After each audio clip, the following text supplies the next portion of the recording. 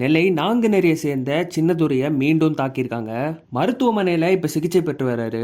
நெல்லை மாவட்டம் நாங்குநேரியை சேர்ந்த சின்னதுரையை இதுக்கு முன்னாடி ஏற்கனவே ஆகஸ்ட் மாதம் 2023 தாக்கியிருக்காங்க.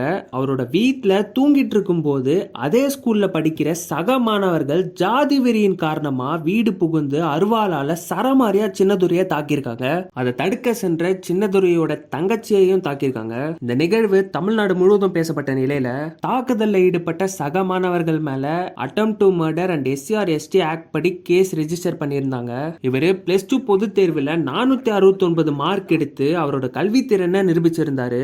இந்த நிலையில தான் இன்ஸ்டாகிராம் மூலியமா பழகிய நண்பர்கிட்ட இருந்து திருமண அழைப்பு பத்திரிகையை வாங்குறதுக்காக போகும்போது ஆள் நடமாட்டம் இல்லாத இடத்துல 4 பேர் கொண்ட கும்பல் சின்னதுரையை தாக்கியிருக்காங்க.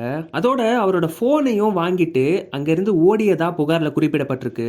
புகாரின் அடிப்படையில் அந்த 4 பேர் மேல 309 BNS ஆக்ட், அதாவது காயம் ஏற்படுத்தும் வகையில் தாக்குதல் மற்றும் கொள்ளையடிக்கிறது என்ற அடிப்படையில் கேஸ் ஃபைல் பண்ணியிருக்காங்க.